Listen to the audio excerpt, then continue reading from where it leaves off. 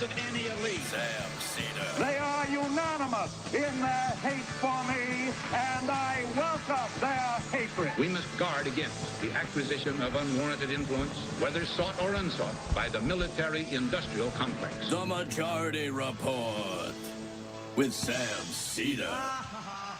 Ever get the feeling you've been cheated?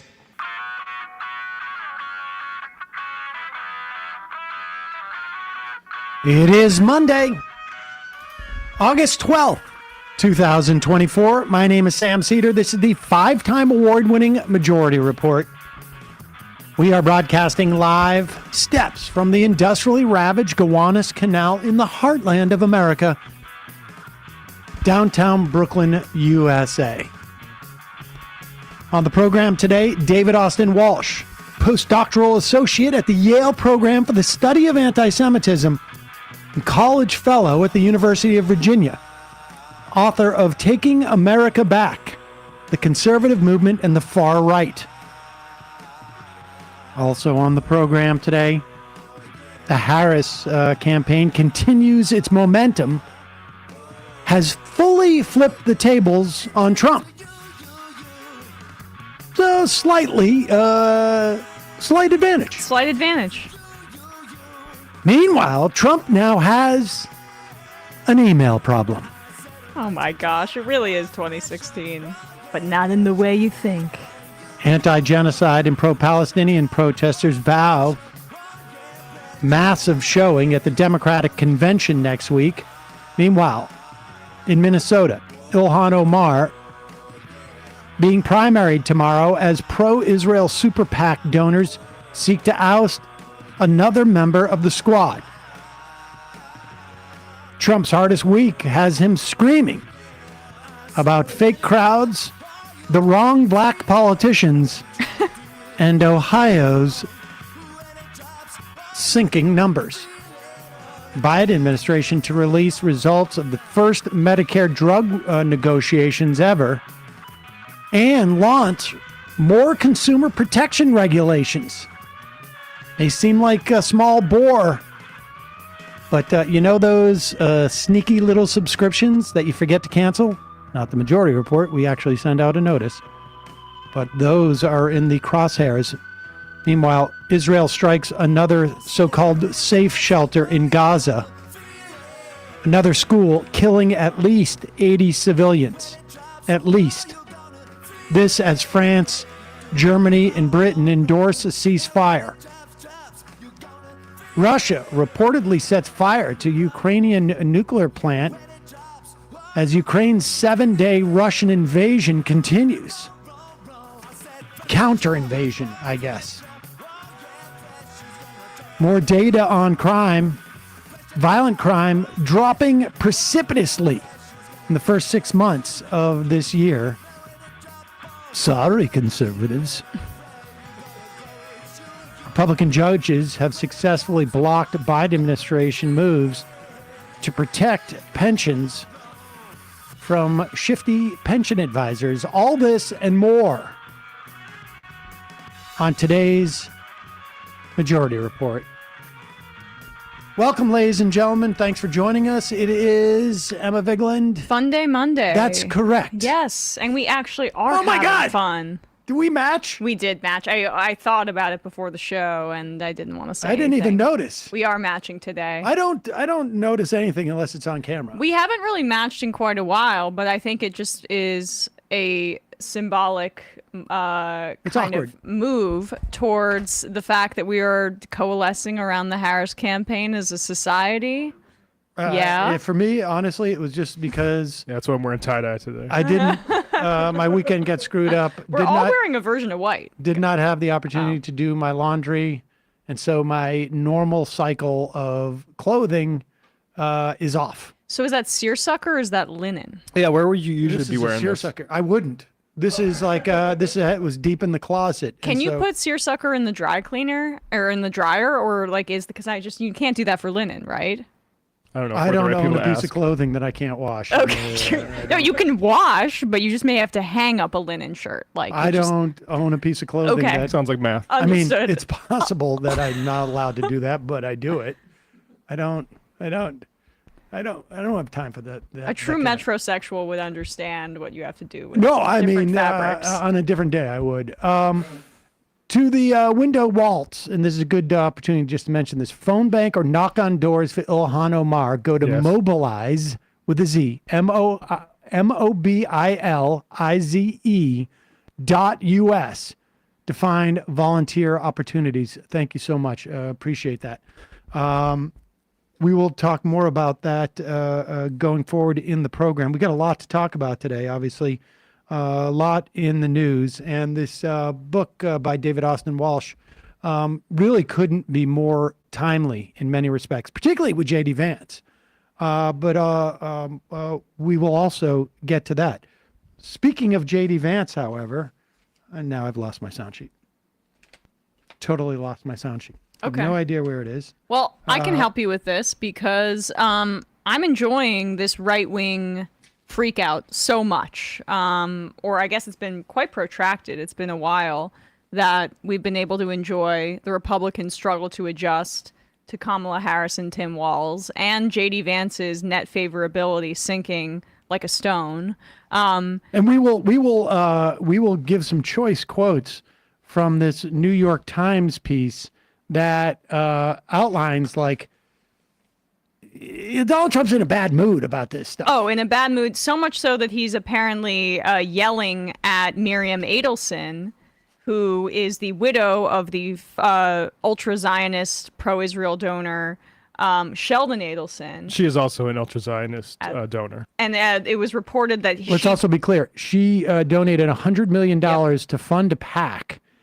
And prior to that donation, the reporting was, the ask was, annex the West Bank. Yep, for me. So signed, sealed, delivered. And apparently that's he seemed to acquiesce because she started spending on his behalf. But then the Times reported that he had an aide send a bunch of angry text messages to her about who was staffing this pro-Trump super PAC, which, by the way, is supposed to be illegal under campaign finance law. You're not supposed to be able to coordinate. My assistant did it on their own. They were freelancing. Not that it's ever enforced, but super PACs are supposed to be independent expenditures. Regardless, he's freaking out so much that he might actually piss off some of his biggest mega donors because he has no plot. He's both lazy. He's both sick of this, and he just has no plan to defeat her other than she's a black woman, or is she? It's not fair because I was winning, and now they just did a unfair thing by getting a candidate that they wanted to defeat me. That's not fair. But apropos of this next clip, apparently at an August 2nd fundraiser, this is according to two people, this is from that same Times piece, with knowledge of what took place, when a donor at the roundtable discussion asked about Democrats trying to paint the Republican ticket as, quote, weird, Mr. Trump replied, quote, not about me. They're saying that about JD. And here is JD Vance, who they sent out for the Sunday shows today. It did not go well. Here he is with CNN's Dana Bash. I want to move on to something that Governor Walz has called you and Donald Trump, and that is weird. Sure. And it is taken off. The New York Times reports that when Donald Trump was asked about it, he said, not me, they're talking about JD. Well, certainly they've levied that charge against me. Pause it, hold on 1 second. Can we just go back? I wanted you to hear that quote because I didn't want you to get distracted by the quote. I want you to focus on JD Vance's response here.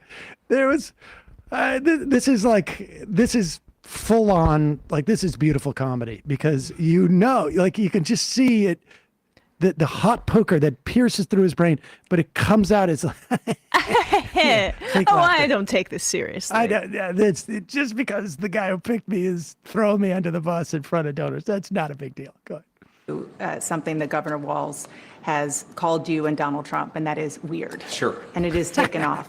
The New York Times reports that when Donald Trump was asked about it, he said, not me, they're talking about JD. Well, certainly they've levied that charge against me more than anybody else, but I think that it drives home how they're trying to distract from their own policy failures. I mean, look, this is fundamentally schoolyard bully stuff. They can accuse me of whatever they want to accuse me of. As Harry S. Truman once said, if you can't take the heat, stay out of the kitchen. And I'm doing this because I think that me being vice president will help improve people's lives. So I accept their attacks, but I think that it is a little bit of projection, Dana, if you think about, just pause it. I just want to make it clear. That's where you stop. Yeah. Mm-hmm. That's where a normal person stops. Yep. Right? I mean, it's like, okay, I get it. This is campaigning. And if you can't take the heat, this is not beanbag. You get out of the kitchen and... can't stand the heat, get out of the kitchen. Can't stand being called weird, get away from the sorority. Yeah. And there, Get away from the high school. And there it is. And like you walk away from it and you say like, they're distracting from our great policies, which of course our policies suck, but Change that's what the you conversation say. to something that's on your turf. But if you're actually weird and not in a good way, not in the way that you own, where it's like, I'm proud they call me weird, because if it's weird to support feeding kids in school, then I'm weird. If it's weird, whatever it is. No. If it means, that's what a person who's like not creepy weird does. That's what it's just like, people are. A unique weird. Yeah. But if you're creepy weird, you don't stop there. You're like, wait before we move on. Help improve people's lives. So I accept their attacks, but I think that it is a little bit of projection, Dana, if you think about, just take a couple of days ago. Tim Walz gives this big speech. He's been announced as the VP nominee. And I remember when I had just been announced as the VP nominee, I gave my big speech and I saw my wife and I gave her a big hug and a kiss because I love my wife and I think that's what a normal person does. Tim Walz gave his wife a nice, firm Midwestern handshake and then tried to sort of awkwardly correct for it. So I think that what it is two people, Kamala Harris and Tim Walz, who aren't comfortable in their own skin because they aren't comfortable with their policy positions for the American people. And so they're name calling instead of actually telling the American people how they're going to make their lives better. All right, pause it for 1 second before we get to Dana Bash's response on this. Which was amazing. Go back. Listen to what he says, because that's what I think normal people do. It's not because, I love my wife. My observations of normal people. We're very convinced. I have been told that's what normal people do. And I behaved like a normal person, as I have just outlined for you. Credit me for my normalcy. Go ahead. But can I just say, the schoolyard bully stuff, the name calling, the vice president from the Trump campaign is complaining that the Democrats are name calling and acting like bullies. Just let that sink in for a second. Hilarious. All right, good. Correct for it. So I think that what it is two people, Kamala Harris and Tim Walz, who aren't comfortable in their own skin because they aren't comfortable with their policy positions for the American people. And so they're name calling instead of actually telling the American people how they're going to make their lives better. I think that's weird, Dana, but look, they can call me whatever they want to. You're saying Tim Walz doesn't have affection for his wife? I don't even understand that. I said that he acted weird, which he did, on a national stage in front of his wife and in front of millions of Americans who presumably were watching at home. And I think that it's projection, Dana. Look, I think this election should be about who's going to solve the inflation crisis, who's going to make groceries and housing more affordable, who's going to secure that southern border. Kamala Harris's record is that she supported all the policies that made that problem worse, Dana. We're trying to say we're going to take the country in a different direction. I really... There you go. Yeah. A couple other pieces of evidence we should enter into the court here is we should see Trump. The affection Trump has shown to Melania. This was, I'm not sure where this was. There's a bunch of troops behind Now, him. let me just say this. I would imagine it's a fairly uncomfortable situation.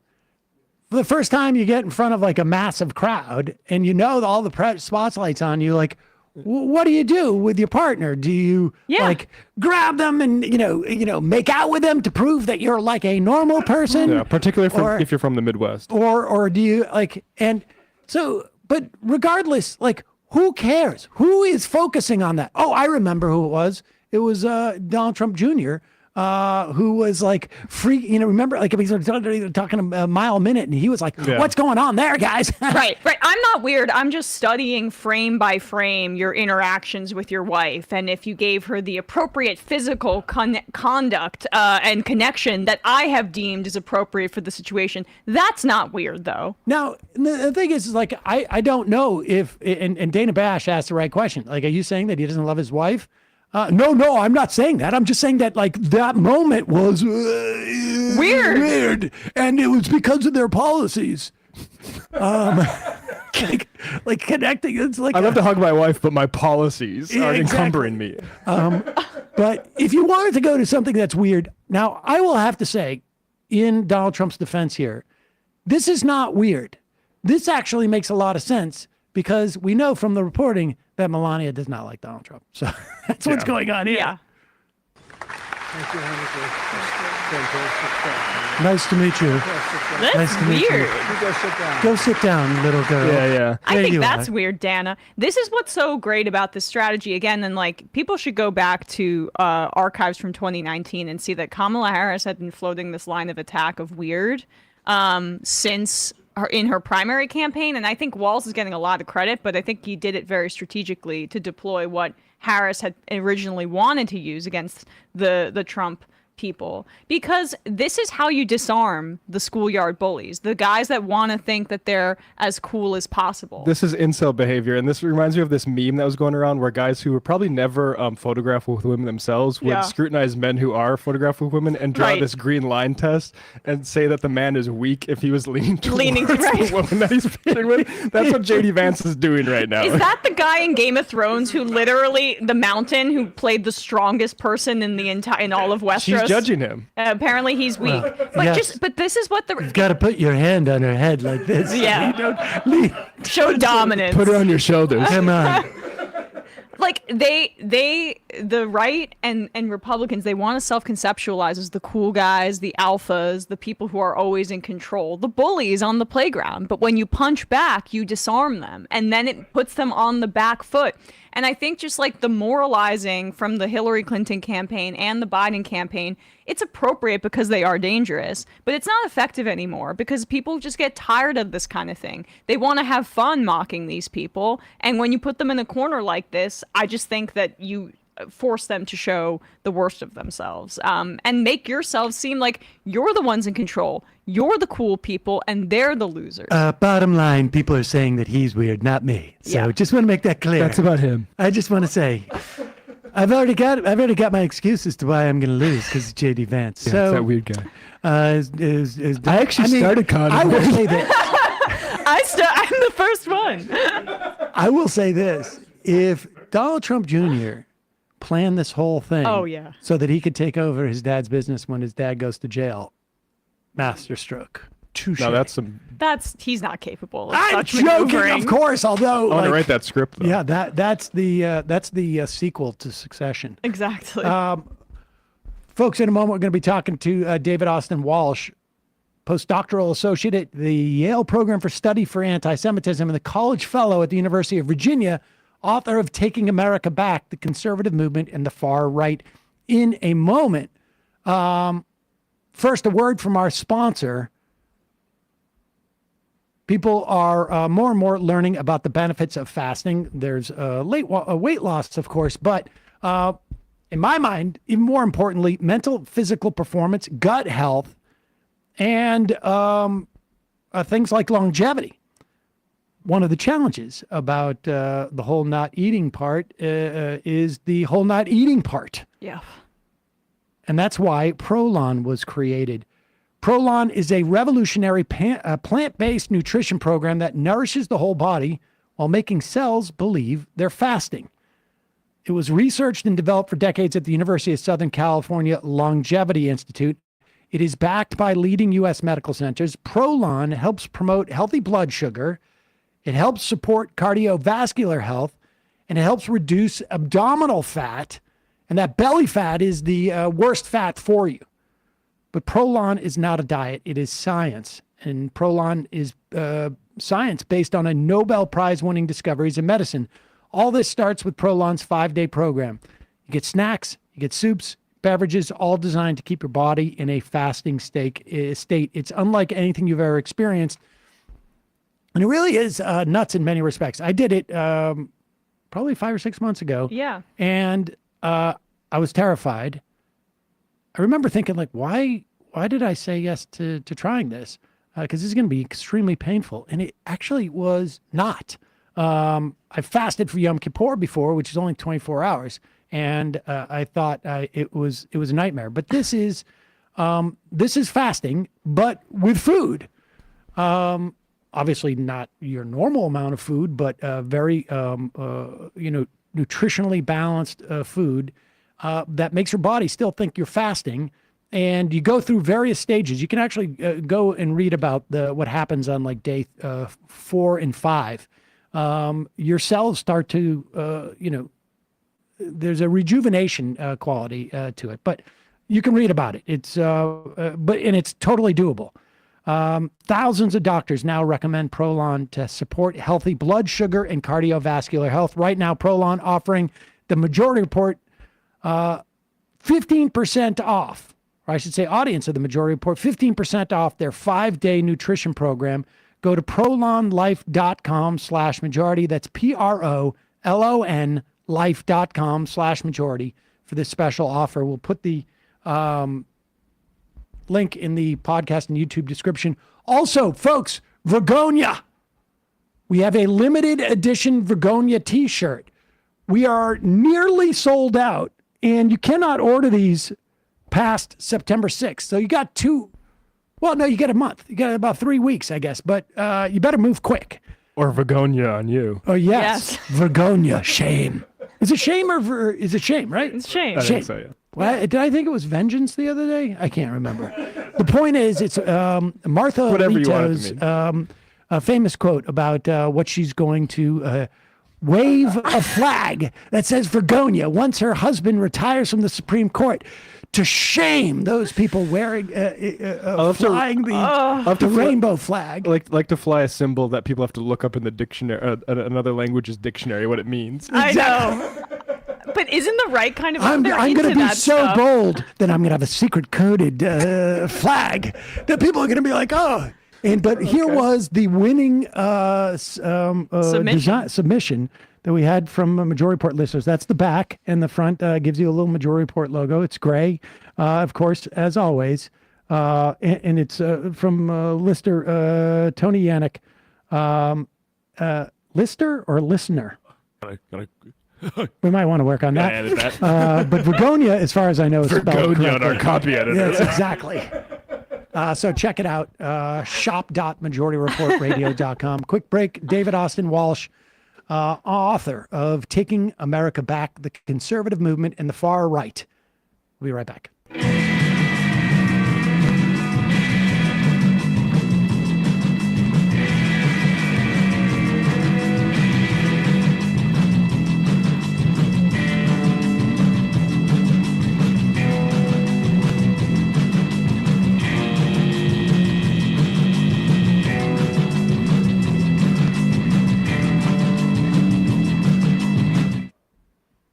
We are back. Sam Seder, Emma Vigeland on the Majority Report. Joining us now, David Austin Walsh, postdoctoral associate at the Yale Program for Study of Antisemitism, college fellow at the University of Virginia, author of Taking America Back, the Conservative Movement and the Far Right. David, welcome back to the not welcome back, but welcome to the program. And I should say, like, timing your book pretty good. Donald Trump seemed to sort of give you an assist in many respects with J.D. Vance. We'll get to that. But first, for our audience, give us the broad strokes on William F. Buckley, because I'm of an age where, like, William F. Buckley was the guy. Having gone to college in the 80s, he was the guy for conservatives at that time. But I don't know that people... he is as prominent in people's minds or younger people's minds. So just give us the broad view of who he was for Republicans and the conservative movement.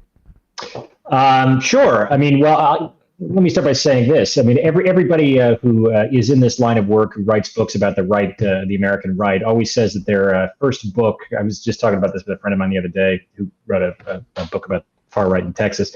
Your first book is always about. It's a letter to your parents, right? And so his was about why his parents thought that William F. Buckley was a liberal. Mine is directed at my very liberal parents who used to watch William F. Buckley on TV and thought he's one of the reasonable ones. He's one of the good conservatives. So for the audience here, so William F. Buckley was probably the most prominent conservative pundit and intellectual in the second half of the 20th century, largely because of a show that he had on PBS called Firing Line, which was on from like 1966, like I think it might have even been 65, basically to the end of the century. And he had on everybody on this show over the years. He started off with interviewing people like George Wallace. He had Ann Coulter on at the end, a lot of arts and media people, and it sort of made his in many respects it was sort of set the template for what sort of conservative right-wing punditry on TV looked like. So that's why everybody knows him. I mean, and he was everywhere in pop culture in the second half of the 20th century. You ever watch Aladdin? One of the many impressions that Robin Williams does, and I think that movie came out in, 93, is he does a William F. Buckley impression, because he's very famous. I'm not going to try to do it here, but he's very famous for having a distinctive mid-Atlantic accent. So it sounds like he's kind of English, he's kind of American, he's from New England, he went to Yale, so he's sort of boarding school upper crust that way, and a very distinctive style of speech. But for American conservatives, he was also sort of the leading intellectual figure on the right during this time as well. He was the founder and editor-in-chief for 40 years of the magazine National Review, which is sort of the big institutional magazine of American conservatism in the 20th century. It's still around, although its influence is much less than it used to be. He sort of made his career by writing a book in 1951 when he was all of 25, attacking Yale faculty for being a bunch of communists, called God and Man at Yale, and then followed that up with a book about how Joe McCarthy was right. So sort of a very sort of influential figure in that way. And yeah, just, I mean, everybody on the American right and a lot of people elsewhere in American politics were sort of connected with this guy because he was such a social figure and a gadfly throughout much of the 20th century. And he sort of forms the centerpiece of my book, because what I tried to do was, look at Buckley not just through his, the magazines he publishes and the TV show, but the friends of his who turned out to be neo-Nazis. Yeah, and I should say just two sort of like tangential notes. One, The Millionaire from Gilligan's Island, which is also a dated reference. But also, I'm convinced he was doing Buckley for the most part in terms of an impression. Oh yeah, Thurston Howell. Yeah, I think you're right. Yeah, Thurston Howell is definitely lovely, and I should say I would also recommend people Google Gore Vidal and and Buckley. Oh yeah. Gore Vidal, I had the opportunity to interview a bunch of times back in the Air America days, and it was fascinating. Their exchanges were really Best of Enemies. There's a great documentary about their relationship in those debates. I mean, anyway, like the Mid-Atlantic accent. Also, was he just copying that from Hollywood? Was that part of it as well? There was a Brahmin sort of like thing that maybe he was sort of adopting. That there was an aristocracy issue going on here. I think he came by it honestly because he went to, I forget what boarding school he went to, but he went to boarding schools. He went to Yale. He was he grew up in that part of Connecticut. There are still kind of people who speak like that in Connecticut, but I do think that he was kind of egging it on a little bit because Buckley, and he always had this kind of status anxiety about this throughout his life. He wasn't a WASP. He embodied like WASP and white Anglo-Saxon Protestantism, but his family was Irish Catholic. They were like new money in kind of the same way the Kennedys were. So he always had kind of that insecurity about him. Yeah, I think we called them in Massachusetts like cut glass Catholic. I'm not sure if that's a derisive term. It's just what I heard when I was a kid. So, but be that as it may, and we should say like the Buckley and the thesis here is that, or I should say the sort of like the second order thesis is that the relationship with Buckley is a way in which to illustrate the relationship with the mainstream Republicanism with what we consider the fringe, and there's not a lot of daylight. Maybe, like it's like a screen. Yeah. There's a screen there, but the screen lets in some of that light. Let's put it that way. So let's go down. Let's go to Merwin Hart and take it from there. Who was Merwin Hart? Yeah, Merwin Hart is a guy who I think I first encountered him when I was doing the initial research for this book, because he was friends with Buckley's dad. Buckley's father was he made all of his money in the oil industry in Mexico and Texas in the early part of the 20th century, and so he was hobnobbing with all of these businessmen when he moved back to Connecticut, all these businessmen in sort of the New York orbit. So Merwin Hart was a guy who was he was the founder of an organization called the National Economic Council, basically a pro-business lobby in New York State in the 1930s. But before then, he was sort of like tangentially involved in politics. He was actually on Franklin Roosevelt's economic advisory, but they knew each other at Harvard. They were both Harvard classmates in the early part of the 1930s. But then decides the New Deal is evil and sort of communistic, and so founds this pressure organization. What was called the New York State Economic Council becomes the National Economic Council in 1943, and it's a pro-business lobby group. But Merwin Hart, over the course of the 1930s, becomes increasingly radicalized and also increasingly anti-Semitic. He's convinced that the Jews are behind the New Deal. He blames Felix Frankfurter, who's one of the first Jewish Supreme Court justices, for influencing Roosevelt and the direction of the New Deal. Basically holds that communism, socialism, and New Deal liberalism are basically one and the same. And so by the end of the 1930s, he is an unofficial lobbyist for the government of Francisco Franco in Spain. He actually goes to Spain in 1939 or 1938 on basically a goodwill tour. By the way, I'm sorry if you can hear my dog. No, I was going to say that's for folks at home. That's a dog who apparently reacts poorly to anti-Semites. Yeah, no, that's good. She's a good dog. I mean, just to stop here, because I want you to tell people who Franco was too, because I'm not sure if people fully get sort of where Franco was on the political spectrum. But how much of because I'm fascinated by Merwin Hart's radicalization, and Frankfurter was also at Harvard. And at least came out of Harvard Law School. And at that time, it's like there was only a certain amount of Jews that were come in, but there was a sense like that's starting to fall apart a little bit in that era. And I wonder, what radicalizes a guy like that? What takes someone? Is it a Jewish guy? He gets divorced and his wife starts dating a Jewish guy, or what is it? Or is it like they're desecrating my alma mater by letting Jews in, or what is it that radicalizes a guy like that?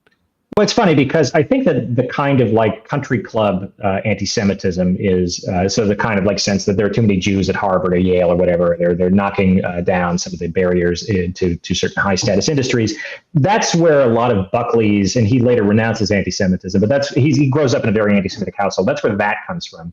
With Hart, I think it's something different. And maybe in a way more typical of people who become sort of dedicated political, like anti-Semitism is the lens through which I see all of my politics. I think for him, it comes from organized labor. It comes from this sense that, so for your listeners who are unfamiliar with I imagine most of them probably are, with the trope of Judeo-Bolshevism or Judeo-communism. So it's this idea that communism, the Russian Revolution, is the result of a Jewish conspiracy.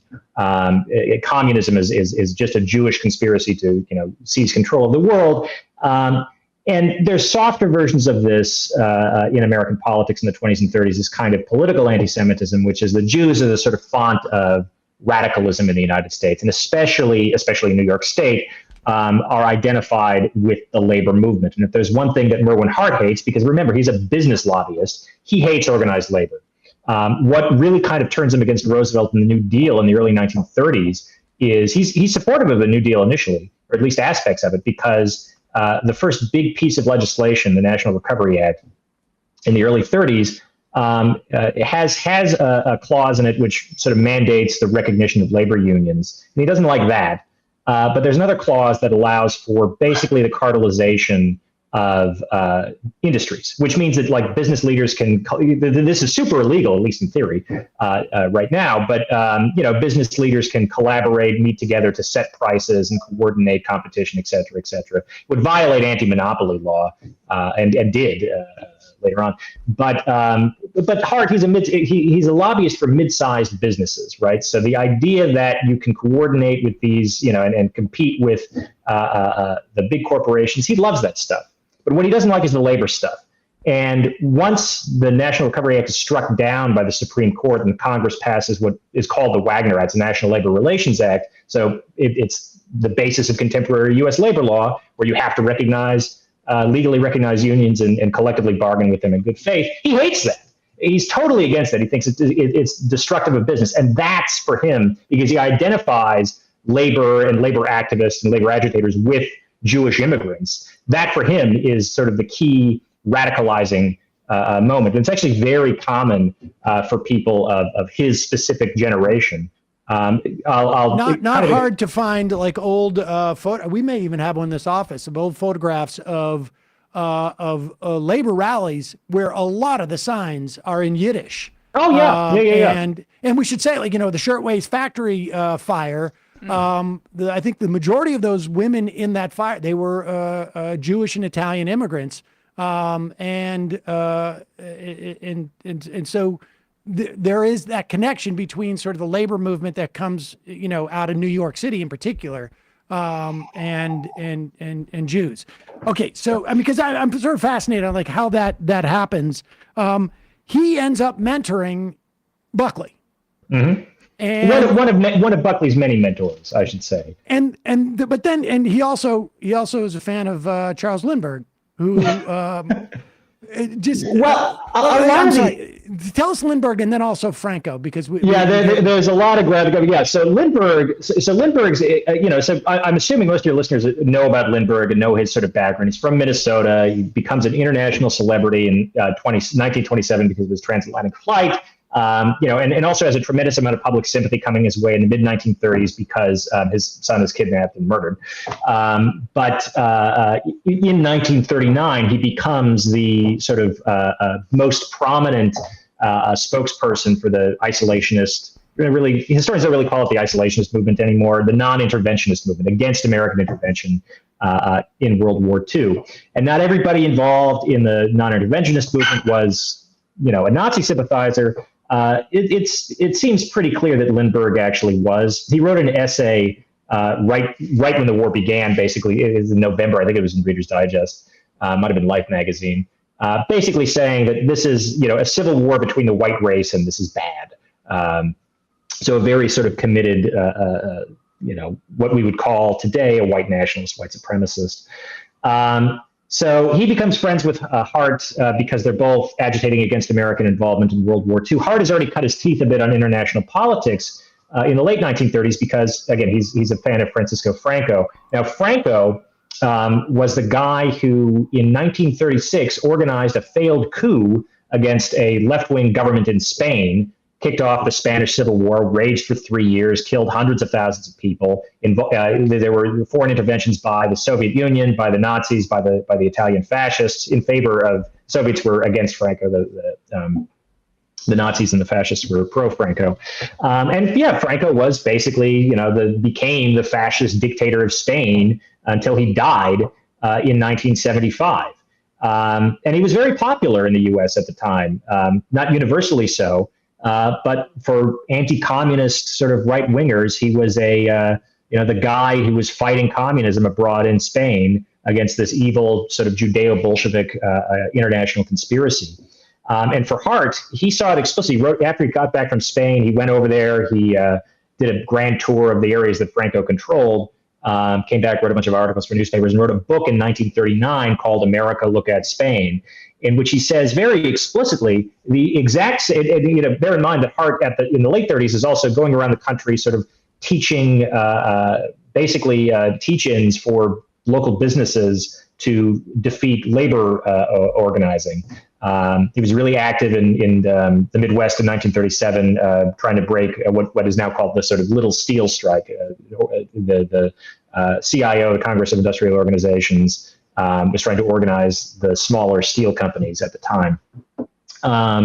Anyway, so Hart comes back in 39 and writes this book saying, well, what I am doing in Ohio is just another front in the same global war on international communism that Francisco Franco is fighting in Spain. So he loved the guy, and he wasn't alone.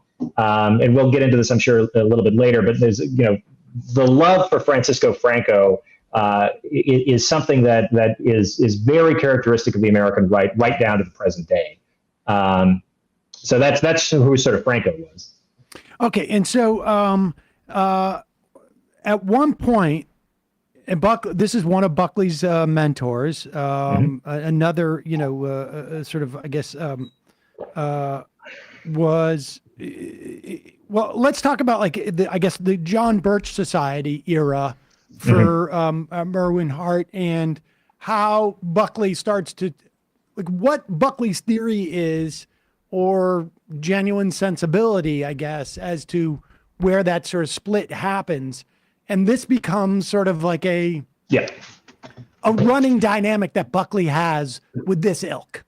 Yeah, so I'll jump ahead a little bit here. The big sort of foundational myth of modern American conservatism, and I don't mean myth necessarily in the sense that it's untrue, but it is a very simplistic narrative. But myth as in like the story that sort of gives them meaning, is that in 1965 or thereabouts, William F. Buckley Jr., who was one of the most prominent conservatives in the country, decisively broke with the crazies and the kooks and the sort of neo-fascists and kicked them out of the conservative movement, and made conservatism respectable. He became a responsible conservative. And there's a degree of truth to this, but the reality is far, far, far more complicated. And one of the things I try to show in the book is that prior to this point, there was this sort of deeply intertwined and intermeshed relationship between Buckley and other sort of mainstream conservatives and the so-called fringe or kooks or whatever, including the mentorship that Buckley had from people like Hart. Hart's dead by 1965. He dies in 62. But when he dies, he's the Manhattan chapter president of the John Birch Society, which is this right-wing organization founded by candy manufacturer Robert Welch in Indianapolis, Indiana, in December 1958, and becomes this big sort of national conservative organization. I think they claim 100,000 members at their peak. They're to the point where it's sort of a national crisis in the early 1960s. Maybe for me, and I'm sure this is probably the case with many of your listeners, the first time I ever encountered them, because I was born in '89, they're still around technically, but they're pretty marginal at this point, was Bob Dylan wrote a song about which Talkin' John Birch Paranoid Blues in 1963, I think. So they were a sort of staple of popular culture.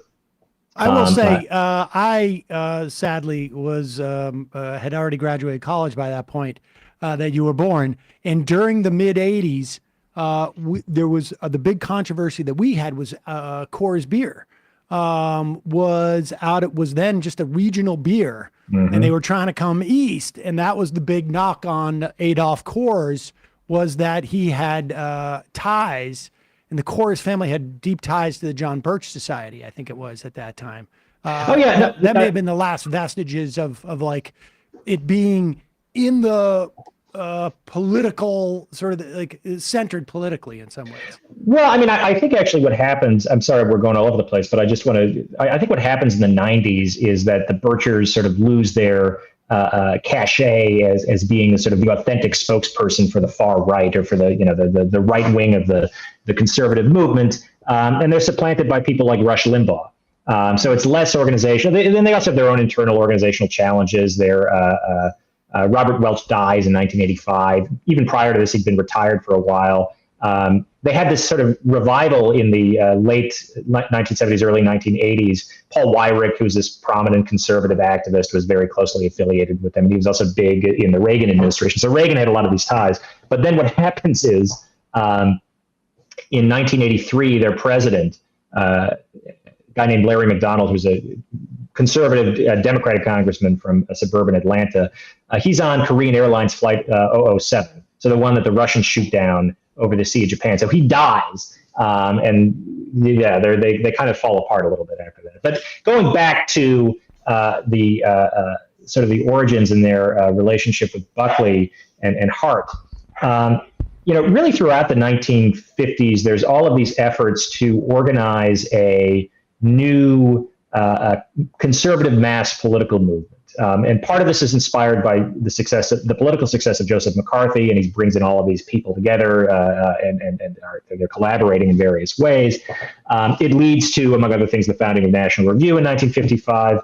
But in the 1950s, the most prominent conservative magazine is not National Review. It's actually a magazine called American Mercury, which was founded back in the 1920s by H.L. Mencken, the famous Baltimore journalist.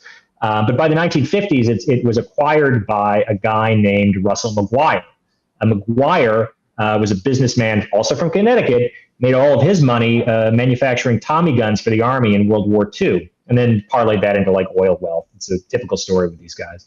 And McGuire is also close friends with Hart. And in fact, Hart is, I think, I'm not able to sort of say this definitively because but I think, and I try to show in my book, that McGuire gets his politics, and his politics are extremely right-wing, extremely anti-Semitic.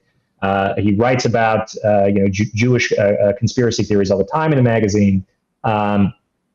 He gets his politics from Hart. And this is a magazine that is more influential on the right in the 1950s than anything that, William F. Buckley or any other sort of, quote unquote, moderate conservative is putting out at the time. So what happens in 1959, 1960 is that Buckley begins to distance himself from the American Mercury, from the John Birch Society, which is sort of linked to these organizations. By sort of famously in 1959, he puts out a memo saying that if you are a contributor to, if you're on the masthead of the American Mercury, you can no longer be on the masthead of National Review, which should tell you something, right? It's like one of those sort of suspiciously specific things that the Bible bans, right? Or like, the church clergy bans in the 1400s. Like that doesn't happen unless there's a lot of overlap between these spaces. And that's exactly the case. Right. You wouldn't need to put out that edict if it wasn't an existing problem. Right. One of his best friends, also one of his mentors, because he's a bit older than him, is a guy who's a classics professor at the University of Illinois named Revillo Oliver. They get together in the mid 1950s. Oliver was he worked for the War Department during the Second World War doing like cryptography. He's apparently a very famous or noted scholar of Sanskrit. But by 1955-56, he becomes a conservative activist. He is the book review editor for National Review for the first 5 years or so of its existence. And he and Buckley are apparently close personal friends. They write each other warm, very sort of pompous letters to each other. They're very sort of self-consciously erudite people, so they use a lot of that kind of language. They only have a falling out in around this time in 1959 because Oliver he's a committed anti-Semite. I'm not exactly sure how he comes by that. But he is firmly convinced in this sort of Judeo-Bolshevik conspiracy theory, is also writing for the American Mercury. He's one of the founding members of the John Birch Society. He's at that meeting in 1958 in Indianapolis, and he and Buckley remain close until the early 1961, 1962 is roughly when their friendship ends. And to me, that's just, and we can go into Oliver in a little bit later and how he becomes a neo-Nazi, but it is, I think it does illustrate this sort of basic dynamic of, the Birchers, these other sort of quote unquote fringe people. They weren't in the driver's seat of the conservative movement in the late 1950s, early 1960s, but they were there and they were important. Crucially, the sort of narrative that Buckley purges these people, insofar as that actually happens, it only happens after 1965. Why is that date significant? Because it's a year after Barry Goldwater loses in the 1964 elections. And Barry Goldwater was often challenged on the campaign trail about all of his close ties with these radical right-wing groups that were supporting his campaign. And he would tell people, like, I can't disavow the John Birch Society. I can't disavow these like extremists or anti-Semites or whatever, because these are the people who are my political base. These are the grassroots that are like volunteering for my campaign. And so it's only after the loss that they can begin to sort of put a little distance between themselves and these organizations. But there's still a lot of sort of interplay and overlap between the two. And so that's again, it's a very, this sort of purge narrative is a very, I think, self-serving one for the conservative movement. And that's sort of what I'm trying to challenge in the book. What was you describe Buckley as basically having a, not quite 1,000, I think, flowers bloom, but like, or I should say, not a popular front, but a big tent. Mm-hmm. And the problem is that, like, the people who come into that tent, there's a big chunk of them that he has to disavow. Is it a question of like, has to disavow, or is he offended? I mean, because this is all happening around the time too of like, the Voting Rights Act, the Civil Rights Act. I mean, these things didn't, just drop down out of the sky. We're building towards this. You got, George Romney, very prominent Republican back in like 62 or 63. He's marching with civil rights workers. There's almost like a riptide. And Buckley seems to be sort of like in the middle of that riptide, where that convergence is happening. And is he making a strategic decision, or is he making a moral one, or what is he doing there?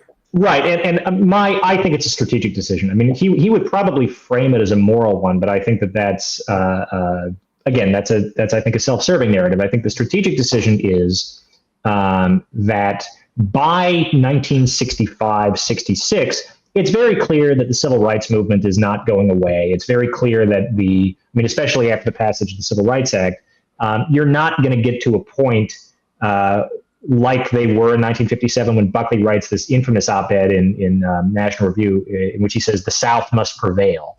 And he says something to the effect of like the white civilization in the South is the superior one. It's justified in doing anything it wants to sort of defend its position, and compares it favorably to the British in Kenya because they're going through an anti-colonial uprising, the Mau Mau uprising at the time. But he's just talking about cultural things like Southern drinks and dress and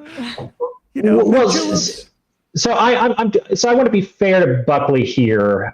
I think what distinguishes him from, I mentioned Ravilo Oliver a moment ago. Oliver is a dedicated biological racist and anti-Semite. So, and what I mean by that is that he takes as his point of departure that races exist as biological and historical entities, that history is essentially a conflict between races, and the white people as the white race needs to take possibly extreme measures to protect itself and its existence. I mean, and again, he becomes a neo-Nazi. You can see very clearly how this goes down that path. Buckley's a little bit different. He is a biological racist. He does believe that there are biological differences between, say, white people and black people. He wrote a letter. I found this sort of exchange in the archives here, actually, at the University of Virginia. One of his contributors to National Review in the 1960s was a guy named James J. Kilpatrick, Kilpatrick was the editor of the Richmond Daily Leader, I think it was what it was called, is the big newspaper in Virginia. He was also the architect of what was called the Massive Resistance Campaign to Desegregation after Brown v. Board in 1954, the school desegregation Supreme Court decision. And so there's this exchange between the two of them about whether or not, there are biological differences between black and white people, whether or not there are IQ differences between black and white people. And Buckley says something to the effect of, well, yeah, I think that there are, but because I'm a Catholic, we should treat everybody in the context of this sort of universal Christian charity and brotherhood. So he's a biological racist, but he's paternal about it. Out of Christianity.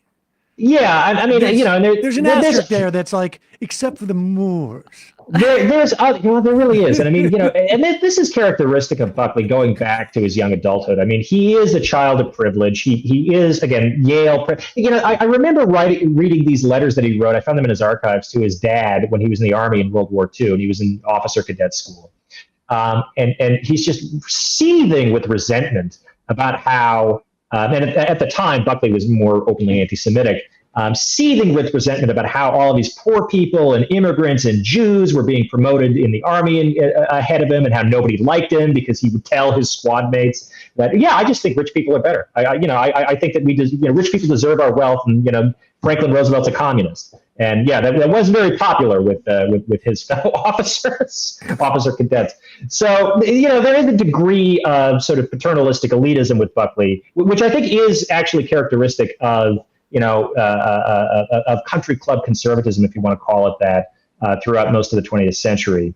But that is somewhat distinct from, or I think that is distinct from the kind of essentialist biological racism that motivates a guy like Oliver and becomes sort of the foundation of what becomes the white supremacist white power movement. It's not a coincidence, though, that many of the leading lights in that movement, Oliver is one, George Lincoln Rockwell, who was the founder and head of the American Nazi Party for most of the 1960s, is another. He was also close at one point in his career to William F. Buckley. He worked for National Review in the late 1950s.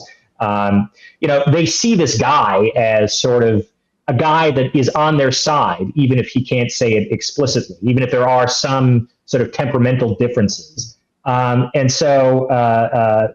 to answer your original question, sorry, I'm getting off tangent here, whether or not it's a moral or a strategic decision. I mean, Buckley is a guy who is willing to, and I think this is true of American conservatism writ large, is willing to kind of go along with the basic claims of the American civil rights movement by using the language of color blindness and racial equality. This is very characteristic of conservatism in the 1970s. Now, this doesn't actually mean sort of substantive agreement or concessions to the claims of the civil rights movement. I mean, they want to, and eventually more or less are able to stop school integration, among other things. But it does mean that you can't explicitly say anymore, I'm a white supremacist, I think that white people are better than black people, et cetera, et cetera.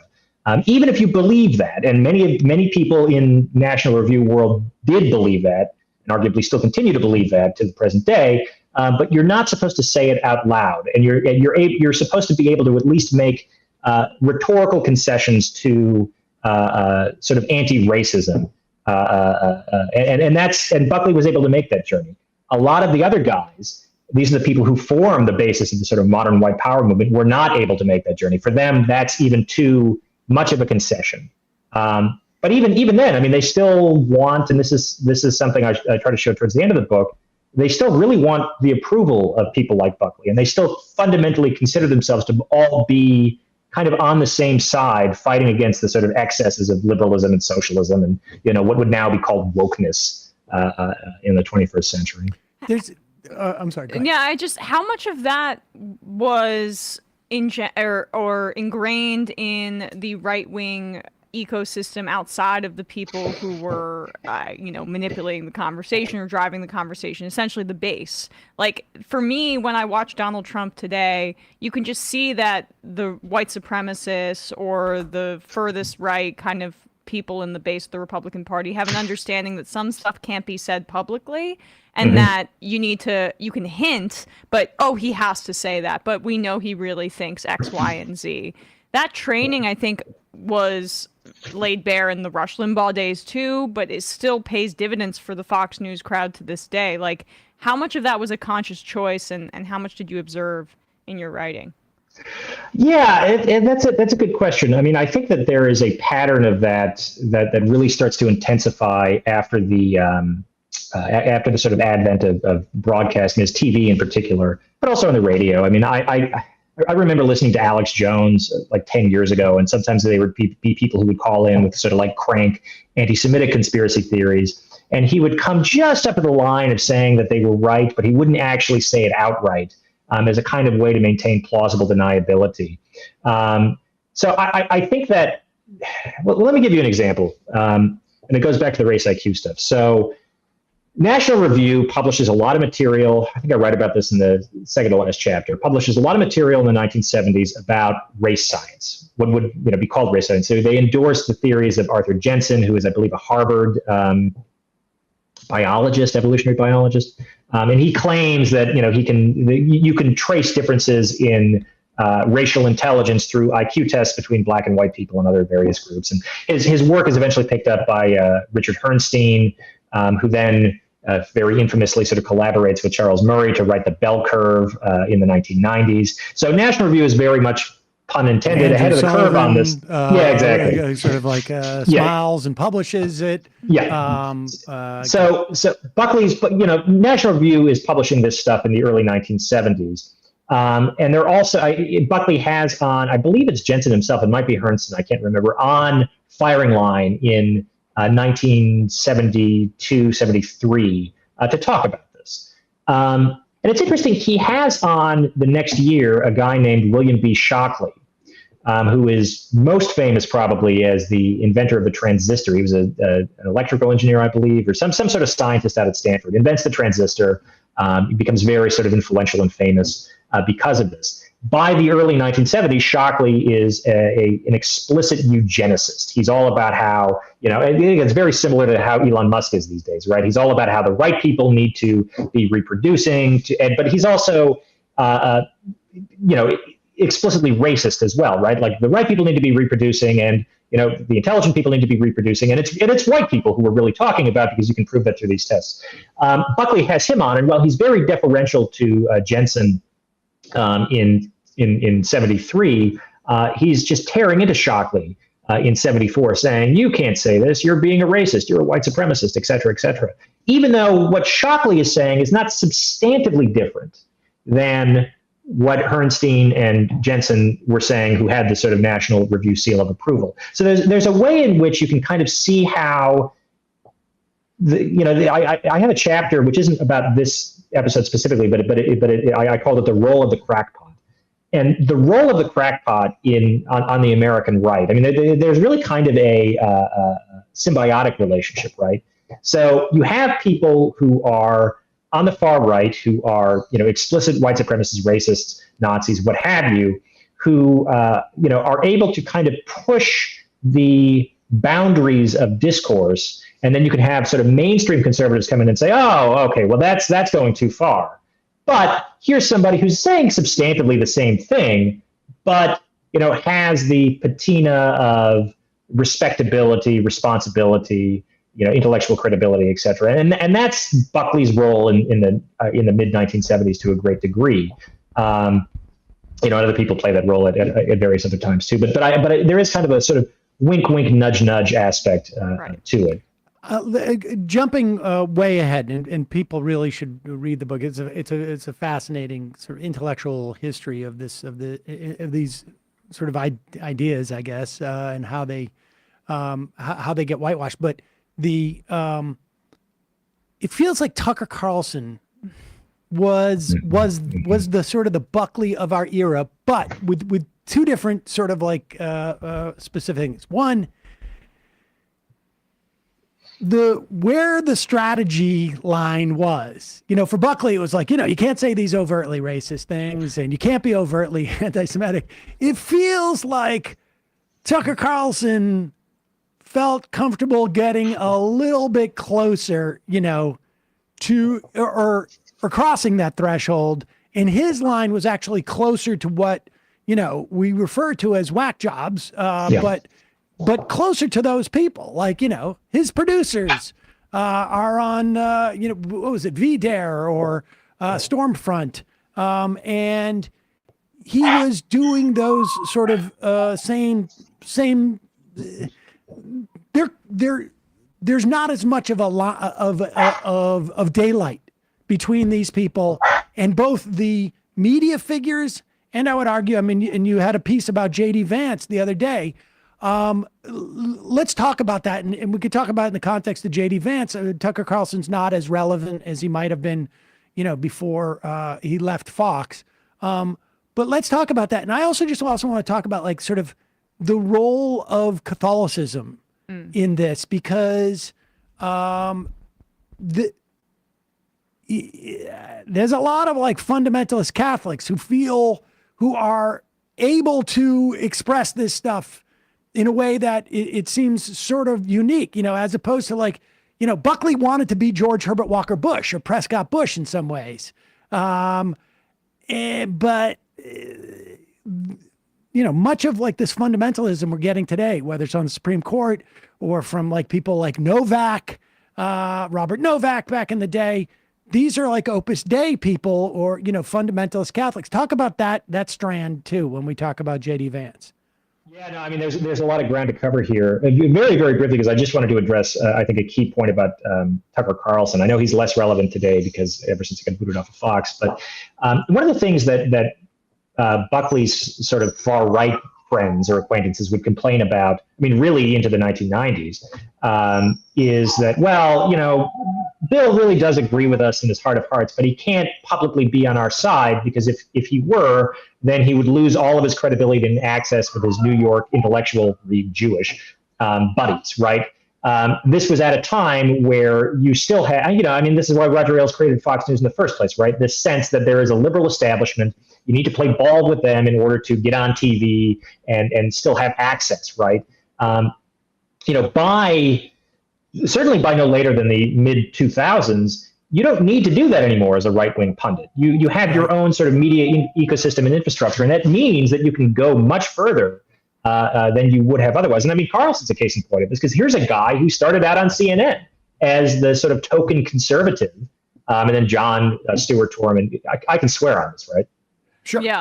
Yeah, John Stewart Torman, new asshole, in that infamous clip in, 2004. But that didn't really hurt Tucker's career because he was able to go on Fox. We should say he went to MSNBC before. Right. That. Yeah. And with Pat Buchanan, incidentally, who was there. There was an era where that was like that was sort of their home. This is pre. MSNBC had basically fired Donahue, and then it was Tucker Carlson, Buchanan, and Scarborough. People forget Rachel Maddow used to refer to Pat Buchanan as Uncle Pat, back in those days, and she got her first contributor gig on Tucker Carlson's show. And one of the big reasons, and this is not something I write about in my book, but maybe this is a bridge to talk a little bit about J.D. Vance. And I, if I ever write another book, it's probably going to be about the subject. I wrote this thing in Boston Review a few weeks ago about J.D. Vance, in which I basically said that responsible conservatism as a concept is really kind of a creation of mainstream American liberalism. It's creating conservatives who you can sort of be in dialogue with against extremists of both the left and right. Now, it doesn't actually really matter substantively what their politics are. They're just supposed to be sort of interlocutors. That's how a lot of people approached Buckley in the 1960s. Some of the same people. I just want to add, like, that's what the New York Times does. Yeah, I think that's right. Yeah. The New York Times claims we need to have conservative voices here, but you're not bringing on conservative voices. You're bringing on people who are sort of like conservative voice translators for liberals to make liberals think that conservatives are not whack jobs. If you wanted to bring on conservative voices, it would not be David Brooks, for instance. It would not be what's his face. Dutai. I don't even know how to pronounce his name. Dothout and the other guy. I can't. Brett Stevens. Yes. You would not be bringing on Brett Stevens. You would be bringing on. You would have Rush Limbaugh write a piece, or you would have had, whomever, Tucker Carlson, or for that matter, Steven Crowder or whatever. I mean, that's who you would bring on. Yeah, and so I mean, MSNBC brought on Tucker, but especially Buchanan in the early aughts, in large part because of his opposition to the Iraq War, right? But he was opposed to the Iraq War. If you read anything he's written, certainly in the 90s and aughts, he's opposed to the Iraq War for very specific reasons that would not be. Sorry, the dog is just howling. The dog also doesn't like Pat Buchanan. But Buchanan opposed the Iraq War for reasons that were highly idiosyncratic. I mean, he was all about how, he read a lot of Sam Huntington. There's this clash, et cetera, et cetera. But he was this sort of token conservative who opposed the Iraq War, and so he was able to get a platform. I would dispute that that's why he was on there, because that was not. He was on there because they were conservative at that time. I mean, like I say, it was Scarborough country, it was Tucker Carlson, it was Pat Buchanan. Buchanan would bring me on at that time, because I was the only Jew he could find who would criticize Israel on television. And it was, I mean, I remember going through this every time. I'm like, I feel gross because I know he's doing this just because he doesn't like Jews. But there's no opportunity to say like what Israel's doing wrong on national television, except for on Pat Buchanan's show. I mean, I think that's right. And I mean, I think that's one of the reasons why the American conservative had a reputation at the time of being, in the early aughts. So-called paleo conservatives versus neocons. Yeah.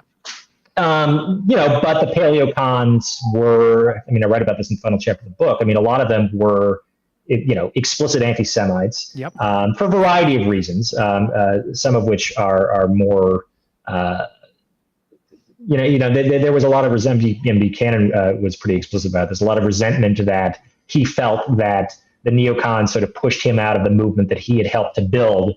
And so when Reagan came in, there were all of these spoils from being in power that were not, properly distributed, because there were sort of these, Jewish intellectuals in the 70s who were liberals but became conservatives, and they took all the spoils. People like Irving Kristol and others. So yeah, okay. I think that's fair. Although, again, and you would know this better than I, but my perception of MSNBC at the time was that it was, at the minimum, it was the anti-Bush network. That it was the place where you could go and get criticism of Bush and the Iraq War. I'm basing this primarily on just my memories of my parents watching MSNBC. I can tell you what happened was that there was two phases where Buchanan crossed the bridge, where Scarborough and when in late 04,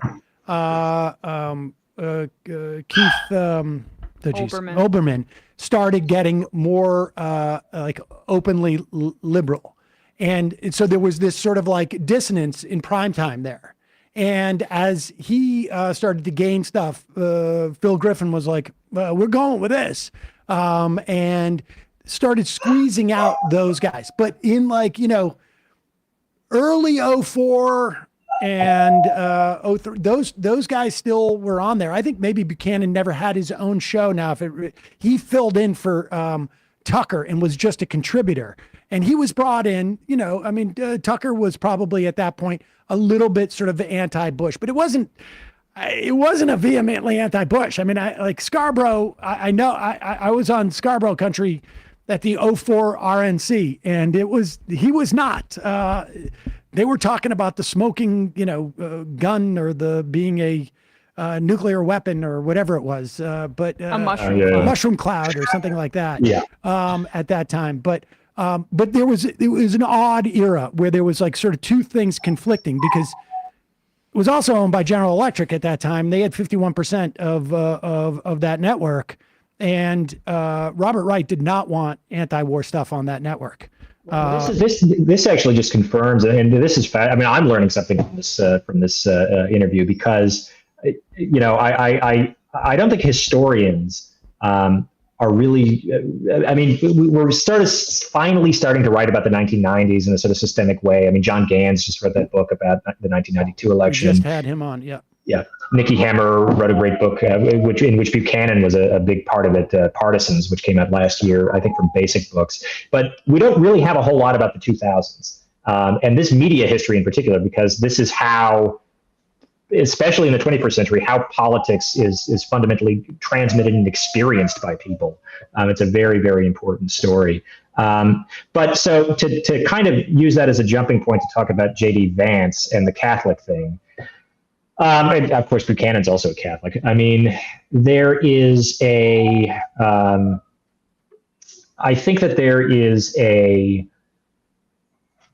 tendency, and it's not a universal thing in American Catholicism because, and I am not the expert in sort of the ecclesiastical history of the United States or contemporary American Catholicism. I get most of what I know about the Catholic Rite from people like Matt Sitman, the Know Your Enemy guy, who's a brilliant guy. But there is this kind of increasingly right-wing authoritarian Catholic tradition, which has really sort of emerged onto its own in the past 10 years or so. And I think you can trace it back to people like Buckley, but more importantly to his close friend and I believe brother-in-law, Brent Bozell, who I don't really write about in the book because he's got his own biographies written about him. But Bozell infamously emigrated to Spain for a couple of years in the 1960s because he wanted to live, and this is when Franco is still in control there, and the Catholic Church has a sort of official position in Spanish society, and he loves it. I mean, he comes back, he starts a magazine, he distances himself from Franco eventually, but he starts this magazine called Triumph in the late 1960s. And there is a kind of authoritarian Catholic tradition that you can also see in Buchanan. I mean, he writes in his memoirs about how his father worshipped both Francisco Franco and Joe McCarthy and saw them again as these sort of like interlinked figures fighting international communism. So what happens after the end of the Cold War is, and again, Gans has written about this, other people have written about this, you have Buchanan's culture war speech in front of the Republican National Convention. The enemy, the easily identified enemy is no longer Soviet communism, but is the internal enemy of this sort of culture war, secular liberalism, etc. I think that one of the things that you hear a lot in conservative circles, this has been the case for at least 20 years, is the sense that they've lost the culture war.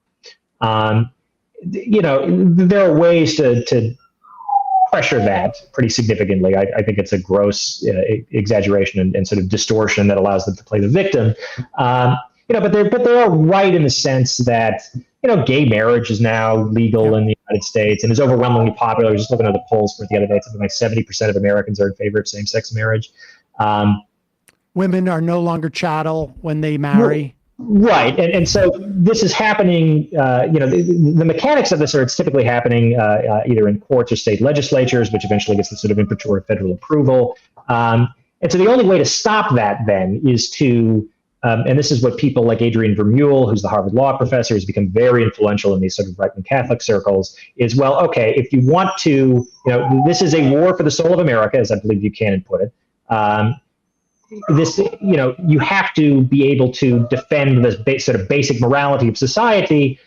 That's not going to happen through democratic means because these are actually, generally unpopular ideas to, again, make women chattel, and the right to reproductive health care, et cetera. And so the way that you do this is through sort of seizing the levers of state power and using that to shape the culture. And it's not just J.D. Vance, it's not just Adrian Vermeule, it's also what people like Peter Thiel believe. And Thiel is not a Catholic, I think he's got an evangelical Christian background.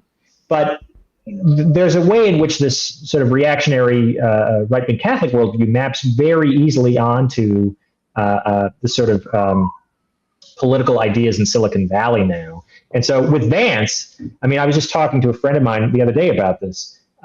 He seems to have undergone a kind of political transformation. There's a charitable way to read this, which is that he had a genuine change of heart. There's an uncharitable way to read it, which is its political opportunism, which I think is the more accurate way to understand it.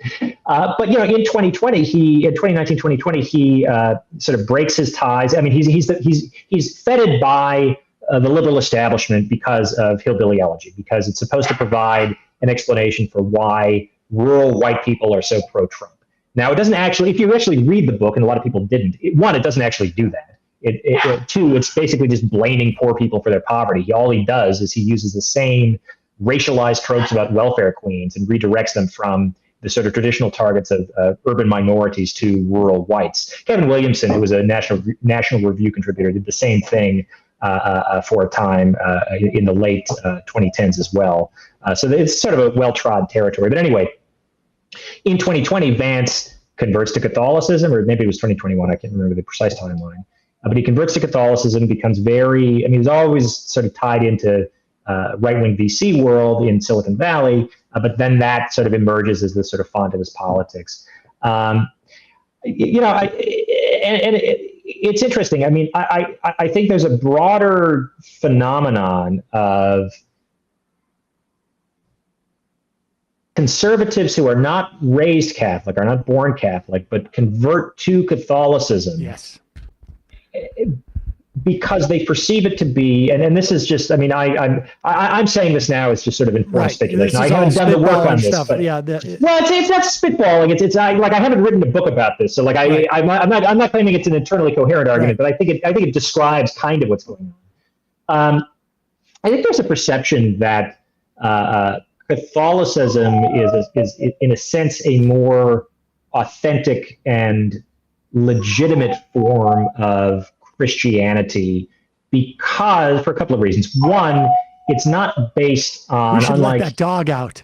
I'm so sorry. I mean, she. You can let the dog run around if it's easy. Oh no! I could try, but she is just going to be completely crazy if I do. Puppy? She'll be barking. I'll try it. All right, let's see if we can. I'm so sorry. No worries. No worries. Come on, Vera. Yes, hello, Vera. Yes, hello, Vera. Okay, wait a minute, because I got to make sure that my gate is closed because my cat lives up the stairs and stuff. Yeah, little corgis. Corgis are a handful, but she's very nice. Anyway, this conversion to Catholicism. I mean, we have guys like Larry Kudlow, and Novak, I think, was a convert. So I mean, I think that the Catholic Church does not depend on charismatic authority like evangelical Christians do. I mean, there's no Catholic megachurches. It's a much more, I don't want to say rigidly, but there's a defined hierarchy. It's a larger institution. It's bigger than just one charismatic pastor. It's also much more theologically orthodox, let's put it that way, than mainline Protestantism, which has been long decried by these people, and by these people I mean the broader American right, as hopelessly compromised by communists. I mean, really since the 1950s. This was an attack line by Joseph McCarthy at one point. The Protestant mainline churches are all a bunch of liberal commies. So there's that dimension, but there's also a degree of scholasticism in Catholic, in the sort of broader Catholic tradition, right? There's a kind of textual basis to much of Catholicism, which I think does also allow for a greater degree of sort of intellectual seriousness than evangelical Christianity. And because of this sort of legalistic traditions in the Catholic Church, it also allows for more legalistic solutions than evangelical Christians. To put it another way, I mean, in the 1970s and 80s, if you wanted to, she's still there. In the 1970s and 80s, if you wanted to, build political power as a Christian conservative. It's okay. I'm sorry. She is just like she wants to go outside. No, she doesn't want to go outside. She wants attention, and I'm not giving it to her. But if you're a Christian conservative in the 70s and 80s, you can build political power through the mass movement of evangelical Protestantism, and that can build dividends. You can elect presidents, etc. Whereas with Catholicism. With right-wing Catholicism, there, again, because of the intellectual traditions, because of the tradition of Francoism and other things, you can think about ways to use state power to shape your sort of preferred outcomes. One of the people who is actually really worth reading about this, even though he's such a weirdo, which is why I love to read his stuff, although he's no longer a Catholic, is Rod Dreyer, right? He wrote... he was the crunchy conservative, like the hippie conservative on his blog back in the day. Well, he wrote, I think that was the name of his blog, was like the crunchy conservative, I think it was, or something.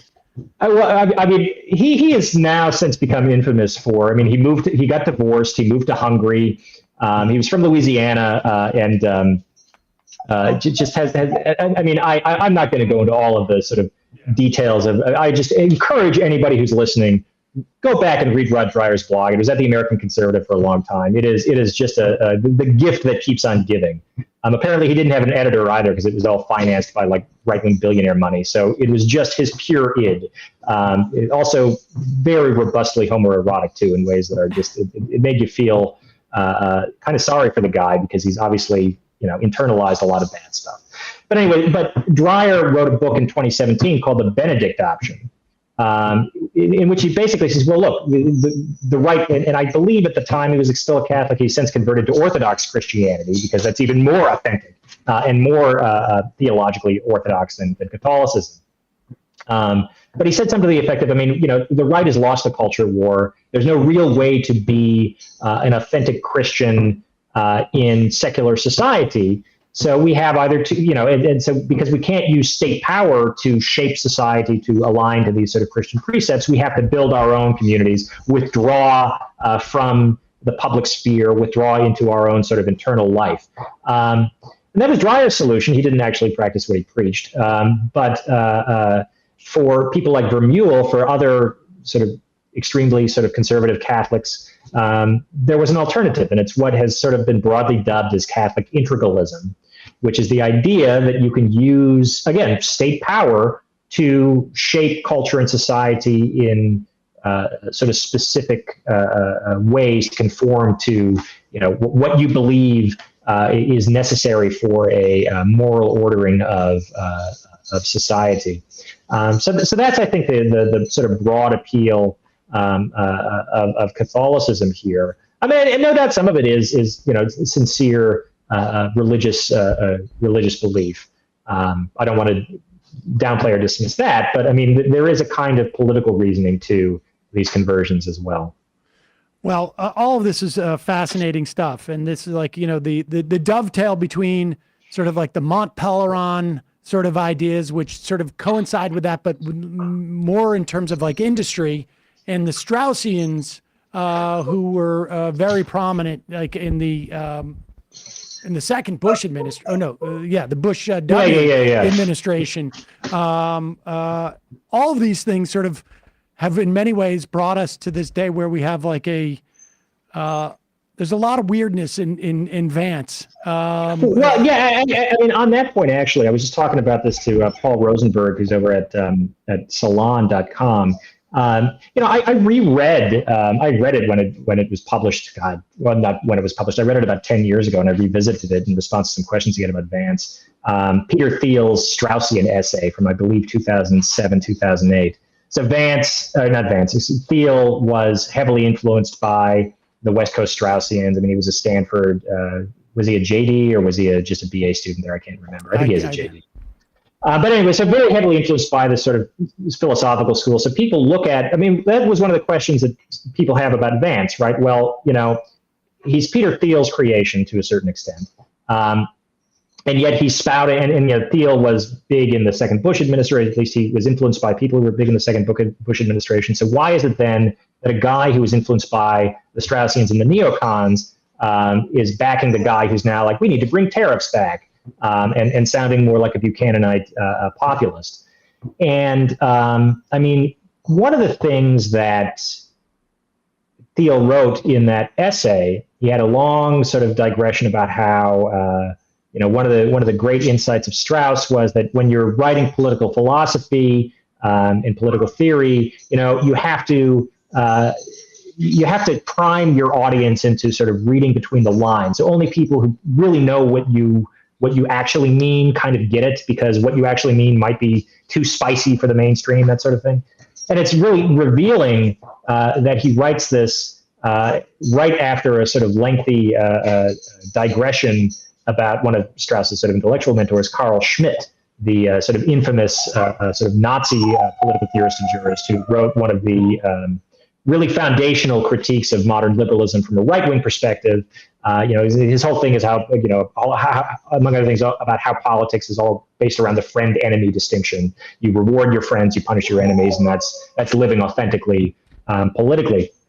And so, I think that an uncharitable, but I don't think necessarily inaccurate understanding of that essay is, well, it's not, it's basically saying, well, look, the fascist critique of liberalism formulated by Schmitt is fundamentally correct.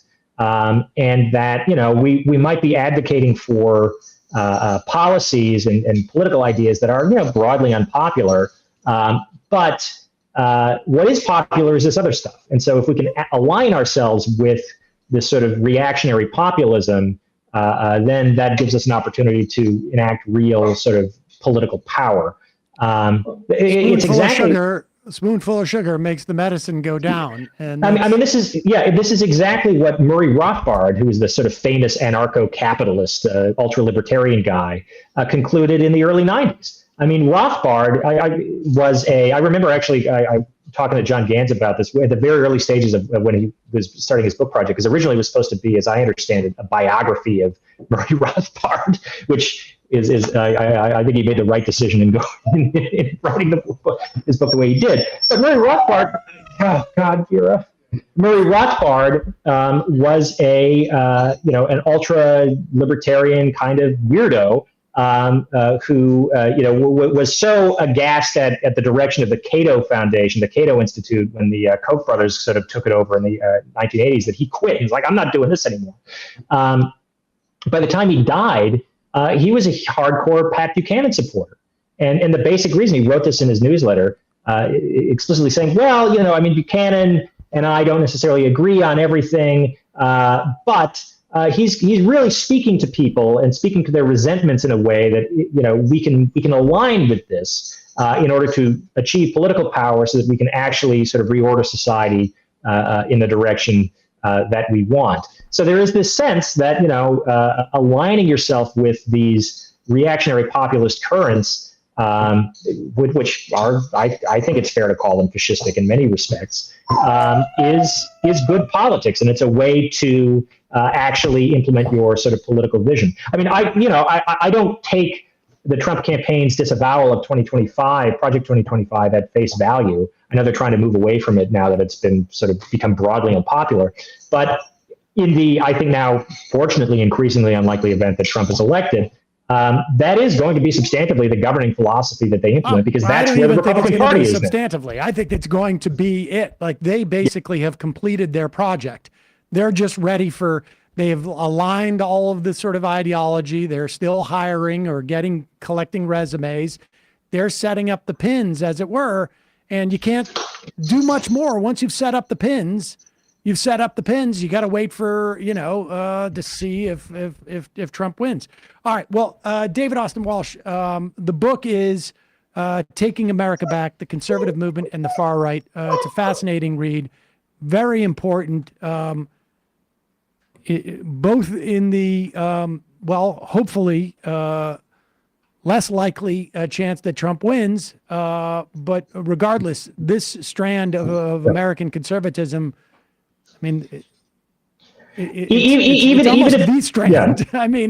loses, that's the thing. Even if he loses, it's not going to go away. And I can't predict what's going to happen in 2025. Or beyond, especially if Trump loses with American conservatism. But the party has been so fundamentally transformed by Trumpism that it's hard to believe that we'll see, at least in the short term, the kind of Clintonite triangulation, except from the right, that I think the media certainly is primed to expect. But I don't think it's going to happen. No, I agree. It's almost as if once the king is deposed, there are four dukes that all are primed to take the throne, except for they're all lunatics. And I also enjoy playing Crusader King, so I appreciate it. There you go. David Austin Walsh, thanks so much for your time today. Really appreciate it. Thank you. Thank you. All right, folks. We went a little long today, but I guess I just feel comfortable hearing the dog. Really, The dog's like, buy the book. Buy the book already. Just buy the book. Really interesting stuff, and very, very pertinent to where we are today. We will put that link at majority.fm. Before we go, I just want to, I've talked about my cat on this program, one of two, who had diabetes, and Manny passed away this weekend. He was a great cat. We had a complicated relationship, but he was very, very close with my kids. 14 years, older than my son, was given as a present to my daughter with his brother Leo, the two cats, when she gave up her pacifier. So very sad at the Seder household. Here is a shofar for Manny.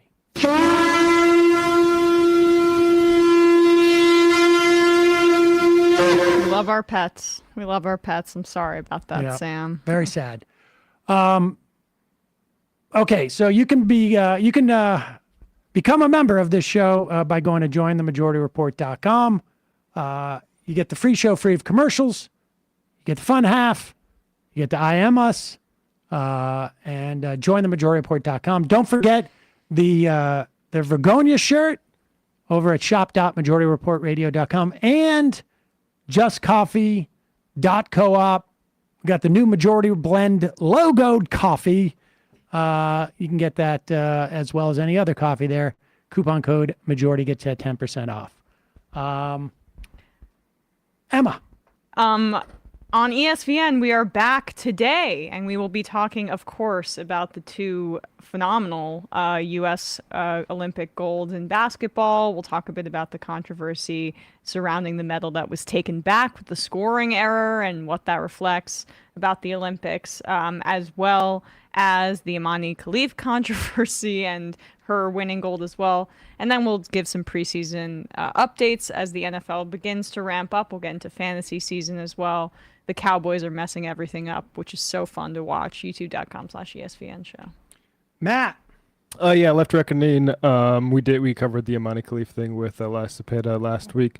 Also talked about JD Vance and Kamala, or actually Joe Rogan endorsing RFK for patrons. Patreon.com/Left Reckoning. All right, see you in the fun half.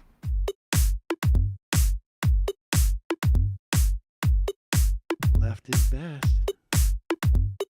Jamie and I may have a disagreement. Yeah, you can't just say whatever you want about people just because you're rich. I have an absolute right to mock them on YouTube. He's up there buggy whipping like he's the boss. I am not your employer. You know, I'm tired of the negativity. I'm sorry, I didn't mean to upset you. You're nervous, you're a little bit upset, you're riled up. Yeah, maybe you should rethink your defense of that, you fucking idiots. We're just going to get rid of you. All right. But dude.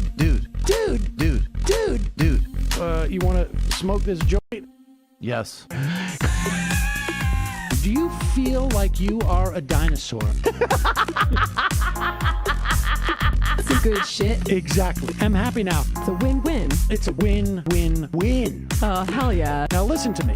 2, 3, 4, 5 times. 847-906-501-457-238-56-27.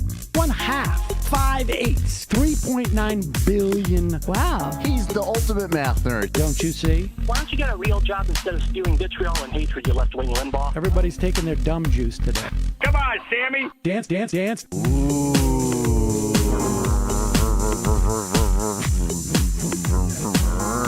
Rand Paul. I had my first post-coital scene with a woman. I'm hoping to add more moves to my repertoire. All I have is the dip and the swirl. Fine, we can double dip. Yes, this is a perfect